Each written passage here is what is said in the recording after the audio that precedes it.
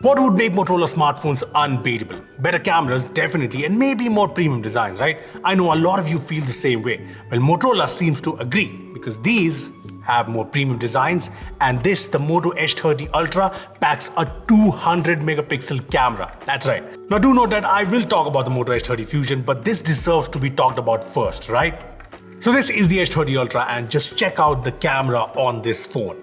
These are the specs, and I like the high-res ultra-wide camera and the 12 megapixel 2x telephoto and portrait camera, especially because of its wide f1.6 aperture.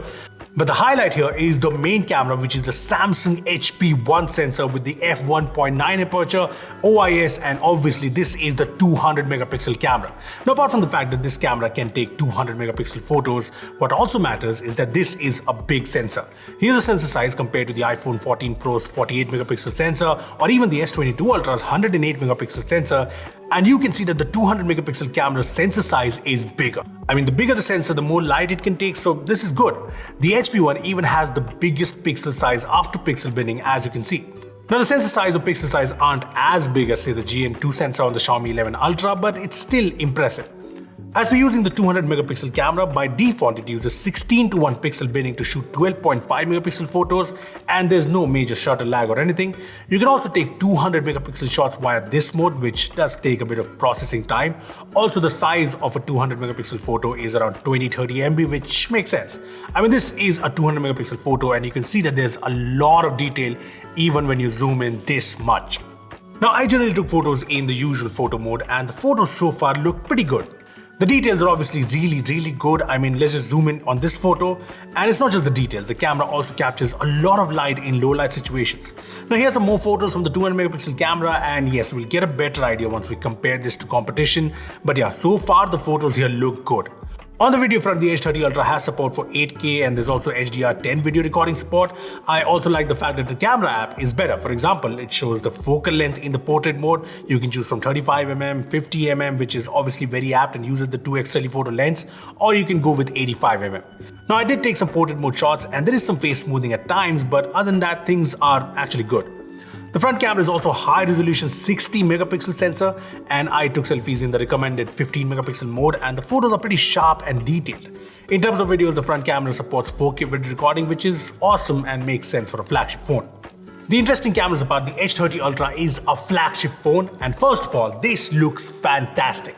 Look, I love this black variant we have. I mean, the matte Gorilla Glass 5 back looks and feels amazing. I like this subtle pattern around the 200 megapixel camera, the sleek aluminum frame, the curved display, the Dolby Atmos branding, everything just adds to the premium vibe around this phone. Having said that, the reason why I call this a flagship is not just due to its good looks, it's because of the specs. The phone has the latest 8 Plus Gen 1 chipset, 8GB LPDDR5 RAM, and 128GB of UFS 3.1 storage. The phone also has a large vapor chamber cooling system to match these specs.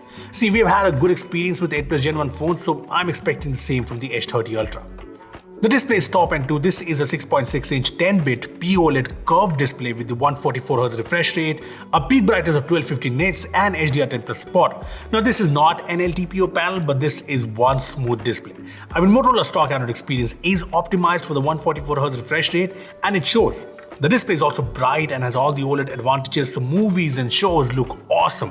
Now, if you're wondering, the phone does have dual stereo speakers which sound good. The battery is a 4610 mAh battery, which is fine, but the highlight is the fact that the phone comes with this 125-watt turbo power charger. It's a USB-C PD GAN charger, and it's obviously super fast. I mean, it charges the phone to 100% in around 20 minutes, which is actually awesome. The H30 Ultra also has support for 50-watt fast wireless charging, and there's also 10-watt reverse power sharing, which makes sense in a flagship.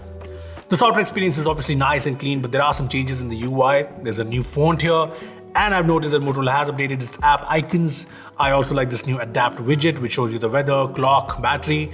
There's also the Ready For widget, which works wirelessly on the Ultra as well as the Fusion. And then there are all the Moto customizations and gestures and edge lighting on both the phones for notifications and calls. Apart from this, the Moto H30 Ultra and the Moto H30 Fusion have no ads or bloatware. It's all clean, and they come with ThinkShield support. And there's also Moto Strongbox, which is a hardware security chip that protects sensitive data and stops hardware-based tampering. In terms of updates, the Ultra will get 3 Android updates and 4 years of security patches, while the Fusion will get 2 Android updates and 3 years of security patches. So that was pretty much all about the H30 Ultra, but there's also the very good H30 Fusion. This is the phone, and don't go by its Fusion branding.